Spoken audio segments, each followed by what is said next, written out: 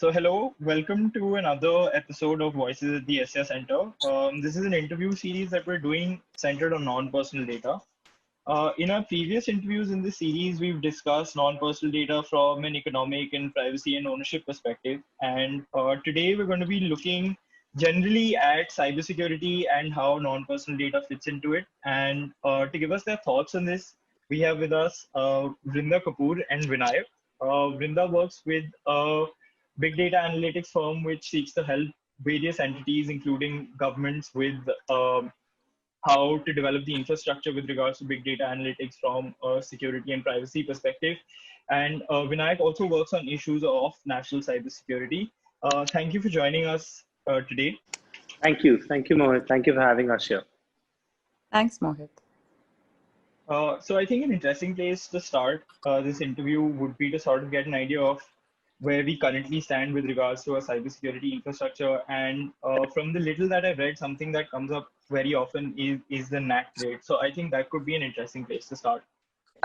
So to start with, I think it's important to understand primarily what NAT grade is and what it really enables. Mm-hmm. So the idea was to create a unified platform for data sharing between security agencies, law enforcement, and actual investigation authorities, so that this data can be inputted into real time. Now, having this data input into real time provides two critical components of a solution. One is the ability to mine that data. As you would know, one of the issues that we see on the law enforcement side is the ability of analysts to look at data is getting more and more difficult as the amount of data sources become more and more overwhelming, right? That's one part of it. The second part is the ability to derive obtuse or unobvious linkages is something that is now beyond the capacity of human analysts, right? And that is sort of the main mandate that NatGrade or platforms of this nature are expected to help solve. Bringing in data in real time, bringing it in a secure manner where it can be tracked, creating platforms where causal relationships between data that was previously in silos can be constructed, and finally, how do you make that data actionable to the end user? And from Government of India's perspective, it was one of those historic sort of undertakings, and they're finally expected to roll it out this year. But there are two main things to think about as we bring in NatGrid and as we scale it. The first is, as you rightly pointed out in the beginning of this conversation, the security of that data, right? And the security has two components. One is the active cybersecurity of the entire platform or the entire network. And the second is, from a security perspective, how do you ensure that only the right kind of people are accessing the right kinds of data? Right. And the second part to that is how do you make sure that there is enough data provenance that you start being able to trust the tractability of the decision making or the decision support systems that you would use in this data? So if we were to primarily look at the first aspect of it, which is the cybersecurity, cybersecurity in such large and evolved platforms is becoming increasingly complex. And I have a team that, my team tends to think about it in a very interesting way. Is there any point on putting a vaulted door on a mud home? So what that essentially means is, if you don't secure every end-to-end component of the data architecture and the systems that are accessing that data, your data is never fully secure. It's not enough to create large complex ecosystems of firewalls. Every phone device that taps into that data network provides a vulnerability. Every laptop that plugs into that data network is a vulnerability. And we are increasingly seeing how that data vulnerability can affect our system. So that's one component of it. And the second component of it is, how do you make that vulnerable to constant external attacks? Right. And the third component is, say, for example, this is another interesting paradigm, that data in itself might not require a high level of security clearance. But when 2 or 3 data sources come together, the final inference of that becomes something of very critical security implication. So how do you make sure that the hierarchical data management is done in a secured way? Right. I think those are three very interesting ways of looking at it and sort of putting the problems down. And we can possibly start off with the first one where you're talking about how ensuring that the right kinds of people have access to the right kinds of data. And here we've seen in the past, even where, say, for example, databases such as the Aadhaar database has been subject to breaches because there was a vulnerability not at the central level, but at the level of an operator or on a or on a lesser scale. So how do we, and especially if you're going to be expanding NAT grade across, say, ministries or departments, and you're going to be scaling it, how do we continue to ensure that, at least from this perspective, it remains secure and the data that is in it is sort of protected from potential cybersecurity breaches? Like, do you want to take that? Yeah, so if you're talking about cybersecurity, it's interesting. So there are a couple of components and facets to cybersecurity. Firstly, if you look at any or majority of the cybersecurity breaches, time and again, it's almost counterintuitive, but time and again, you will see that the weakest link in the chain is the human. Mm-hmm. And that could be an act or an error of omission. It could be an error of commission. And when I say error of omission, means you could just be, lazy, or you would not be that you're not meant to, and you become, a victim of a phishing attack, and so on and so forth. And then the other is, the enemy could be within where you leaked or the vulnerability on purpose. Security has two facets, and the moment a data lake of this and this scale, cybersecurity from a system design point of view becomes important, but also from the human vulnerability in the chain becomes extremely important. And Right. I'm somebody who's seen in national security or for a long enough period of time now to understand this one facet. And then the second facet, I think what and maybe we can touch upon it, is that fine balance between sort of privacy and security. So when you talk about security, when you look at sort of intelligence failures or intelligence lapses, a lot of them have been a result of not lack of information or not lack of so-called data. It's been adequate sharing of that information or sharing of that intelligence in advance across parties. So even if you look at 9/11, for example, and I know that's not specific, but even if you look at 9/11 and if you read the sort of declassified reports on 9/11, one of the biggest things come out is that they had the information, they had the intel, but the information was not appropriately shared between two agencies.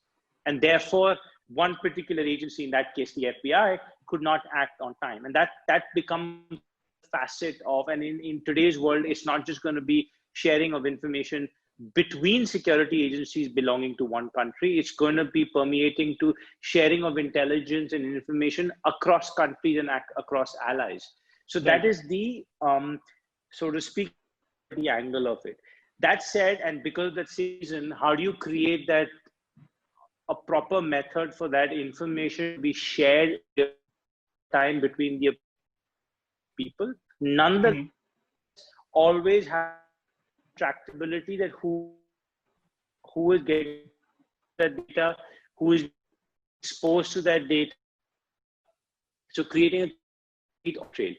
At the other hand, more data, right? That's just the way. That's just the nature of government, and therefore it is upon everybody and upon the architects of such data lakes to find that balance between respecting privacy, respecting civil liberties, respecting individual rights, but also accounting for the security of the nation and therefore creating the data lake. So it's a balance. And one of the risks is, as you rightly identify, security. The risk of repeating, it's two kinds of risk, right? One is, hey, did I design my architecture appropriately? Did I design my system appropriately? But then the second kind of risk is the human in the loop, because a lot of times cybersecurity vulnerabilities come because of human errors, not because of necessarily a technology error. Right. Right. So I think for moving on now to what Vrinda said about provenance of data, I think this is something important and also something that's the focus of a lot of discussion where data itself, and especially when you subject it to big data analysis or you subject it to processes of artificial intelligence, has the ability to sort of reflect the biases of the collector as well as the creator. And this becomes particularly important when you're using it from a security angle to identify possible threats. So, if the government is going to be using NAT grade and is going to be using data that is collecting across security agencies, how do we sort of work with this bias and ensure that eventually the people who are identified as potential cybersecurity threats are not on the basis of certain identifiers they have in terms of religion, etc., but on actual hard proven data which shows certain linkages. So one of the emerging concept in that field is on semantic reasoning, right? Mhm. And on basically creating a reasoning architecture that is free of bias. Um, Okay. the entire point, so there are there are a couple of facets to it, right? The first is, as you rightly identified, how do we make sure that people are not targeted? For that, a certain amount of anonymization uh, is required, but keeping in mind that the provenance and the exact descriptors of the process are really important in order to make sure that the decision process is concrete. The second Right. part of it is we need what we see very often, especially with pattern recognition type of AI that is very prevalent today, is that Yeah. the data set itself creates biases, right? So if the database is filled with actors from a particular minority group, the chances are that the decision focus will be more towards actors from that particular minority group. Right. A way to sort of, there are new and emerging technologies that we see today that are creating ways to mitigate that risk, and it's mostly in terms of what they call a semantic architecture. Semantic architectures enable tractable AI, which is very Mhm. similar to a human's decision process. So how do you create a solution that is more cognitive in its approach and is focused on just pattern recognition alone, which can be full of biases and can be full of errors. Those are the new sort of techniques that are emerging in data science today, that can lend themselves very well to the use case in hand, Right. especially as the data sets themselves become more and more complex. Right. I think something you mentioned anonymization when you were talking about the semantic architecture, and that's an interesting area in that the Committee on Non-Personal Data says that anonymized personal data will be non-personal data, and it will be so therefore the sharing requirements, etc., for it will be different from personal data. Now, from a cybersecurity perspective, how do you feel anonymization is an irreversible standard? And that applying a certain anonymization process and putting it out into the open gives us a reasonable degree of security. Because from what I've read, it seems that anonymization would possibly be irreversible. And therefore, if we're putting out large sets of anonymized personal data onto open sharing platforms, it could possibly lead to privacy risks. So like I said, when we think about data sets, right, it's important to take two steps back from the data set. Hmm. The second, there are data sets that are being collected of certain core populations. Let's say in this case, for a hypothetical scenario, let's say that there are six different data providers who are creating different data sets over a population of Southwest Delhi, right? Right. The risk in even anonymization and then putting that data out into the open platform is that when you combine data sources, a lot of Yeah. inferences can be made which lead to the entire anonymization risk being sort of being breached. Right. The point is that when you compile data from multiple data sets, unless you know exactly how inference engines are able to derive information, it becomes very difficult to say with certainty that anonymization is irreplaceable or is sorry irreversible. Hmm. That's the first point. The second thing is we are still at the cusp of big data technologies. How these Right. technologies are going to take us forward in the next decade or so, and what are going to be what are going to be the new type of products and technologies that develop is yet to be known. So it would be to my mind, it would be incomplete and inaccurate to make a statement that anonymization techniques are irreversible, because we really don't know what is going to happen in the years to come. Right. Yeah, Sorry, please. the bigger problem over here is that when you the problem with big data and the problem with a lot of what we like to call transformational technologies is that policy is rarely able to keep up with the pace of accelerated technological development. Right. So say, let me give you a hypothetical scenario. 2 years from now, we realize that quantum compute has become so powerful that it's able to take these multiple data sets and reverse the anonymization process. It will take a year or 2 years for policy to keep up and reverse the changes that it had implemented. So we need to think very carefully about how big data sets are anonymized, what are the potential technological implications of it, and what are the potential technological threats that could emerge against it. Right. So, given that there are so many aspects that are involved in creating a cybersecurity architecture, do you think the fact that the last iteration of our cybersecurity policy came out in 2013 and we're still waiting for a new cybersecurity policy for 2020, do you think before we move forward in the direction of really digitizing government and starting to use data to its full potential, we need to have that cybersecurity policy in place to govern the actions that different players will be taking in the realm of cybersecurity? I can give a point over here and then I'll ask Vinayak to weigh in. But to my view, it's not that technology needs to be stalled because policy is unable to catch up. I feel like it's the reverse that needs to happen. We need to have some sort of a high-powered steering committee dishing out policy decisions on a 6-monthly or an annual basis to keep up with the growing trends in technology. Because even if domestically you limit what technology is capable of, you cannot limit it from an international or a security threat perspective. And Right. keeping that in mind, policy making needs to become more policy decision processes need to catch up with the new technology cycles, which are within months. So Right. the idea of waiting for an entire technology policy to be framed around a cybersecurity policy that has been due since 2000, I mean, which is the last time it was effectively created was 2013. I think we're doing both industry as well as the threat matrix, an injustice by not accelerating our policy decision making. Vinayak? Right. No, so you're completely right, right? Even so, one is the cybersecurity policy is not updated like it was meant to. And if you look at NAT, since we started this conversation with Grid, I mean, if all of us, when was NAT Grid originally visualized? And when was it's if my memory serves me correct, it was during UPA 1, if I'm not mistaken. And please correct me if I'm wrong. And it's still not action.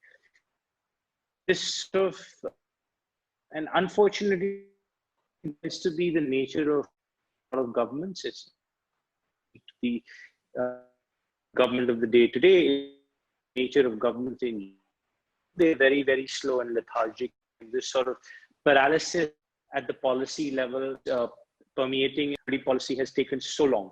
The sort of, the privacy law that should come into being after the Supreme Court judgment of privacy as a fundamental right is still not clear enough, in my opinion. So Right. You're completely right that there is a lot of lethargy and sort of the policy catch up to all things, and that's not good for citizens. Right? Because here's the thing that from a security point of view, government will march ahead with this. Sooner or later, they will have this kind of structure where they'll be collecting information and data on a lot of people. But if you don't have the laws, then either use this or you will already have enemies outside looking to exploit and use this. So please understand from and I bring it back now to the geopolitics of it, right? The geopolitics of India, of this region, is you have, I use the word enemy, so let me go adversary. You have adversary east of your border. Yeah. you have adversaries to the west border. And because of the nature of more moving into the digital realm, if you're creating these gigantic data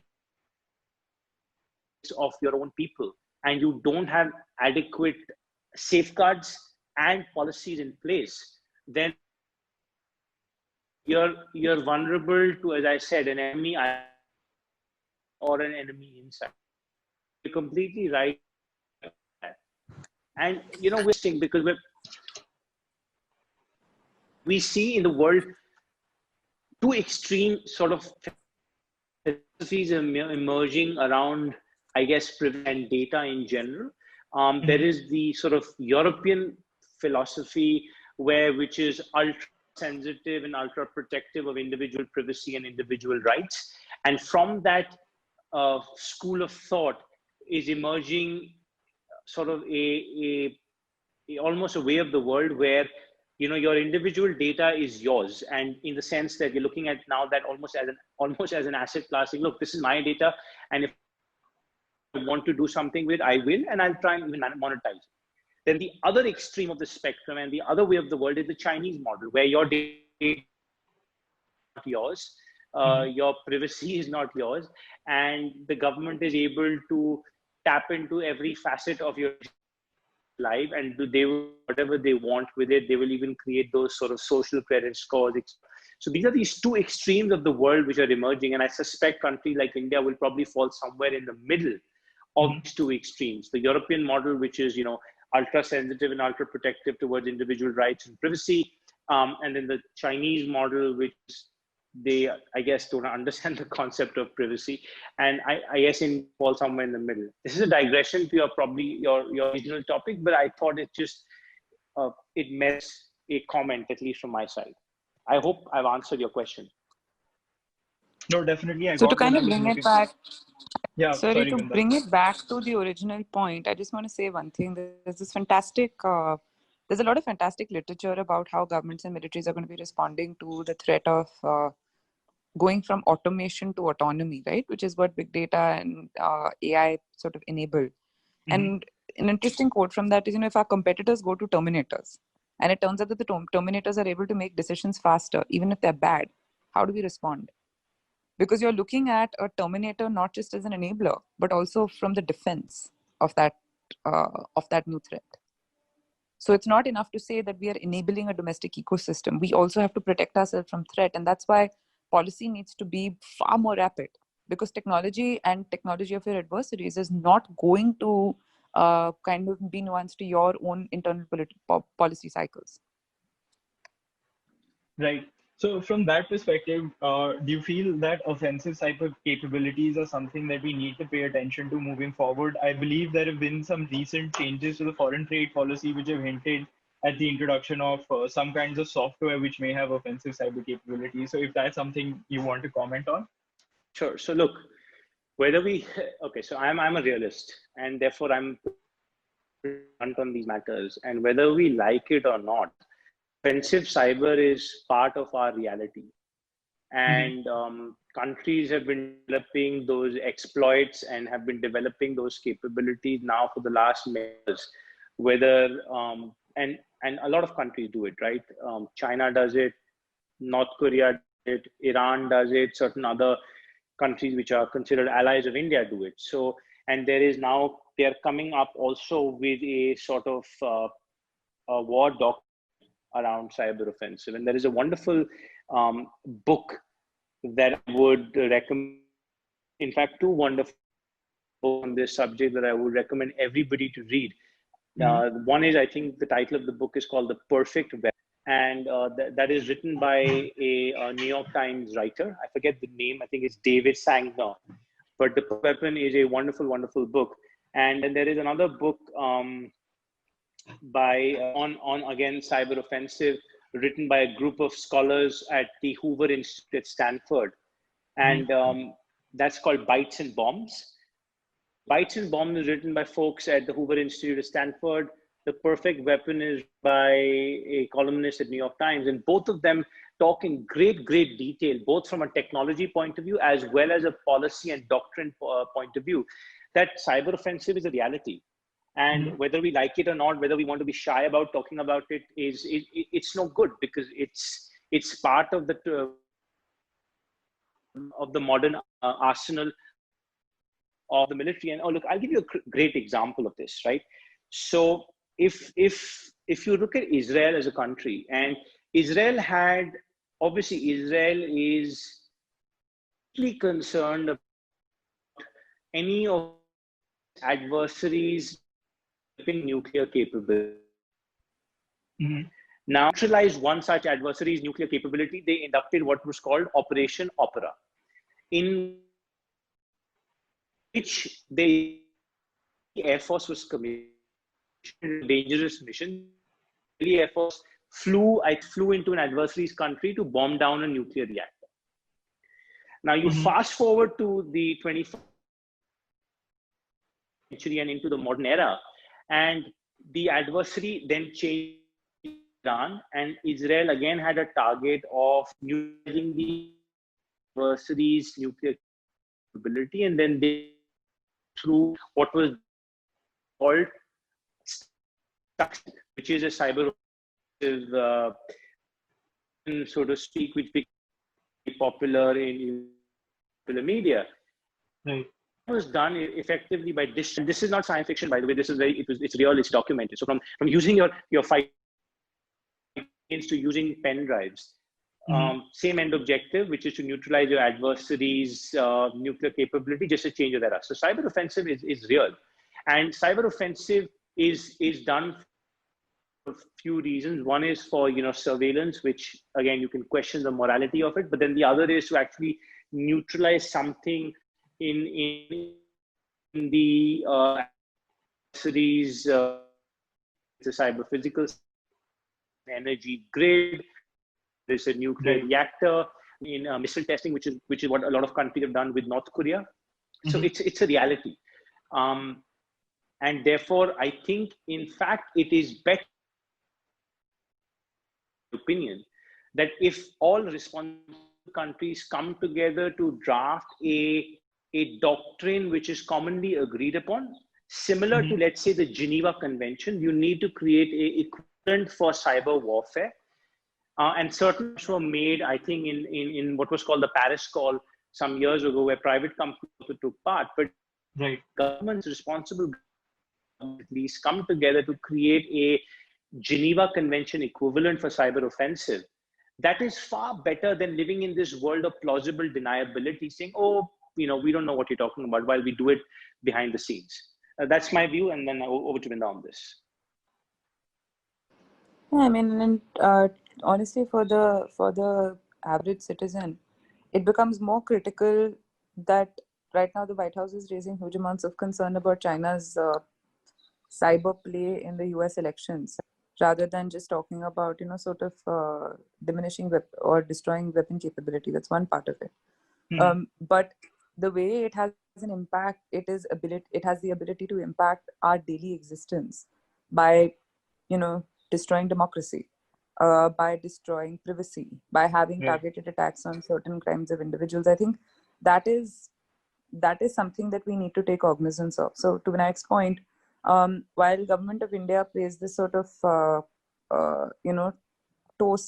sidestepping sort of a reaction to cyber offensive capability, if we don't develop it, we are going to leave ourselves vulnerable to a lot of external attacks. And like, there's one part of it which is on weapon systems and on the military side of cyber offensive, but there is also the civil side, which has equally strong implications. Right. I think we're just about out of time as well. So I would like to thank the both of you for having joined us for this. I've got some fascinating insights to research further on. And I look forward to being able to incorporate this into my research. Thank you so much. Thanks. Thank you so much, Mohit.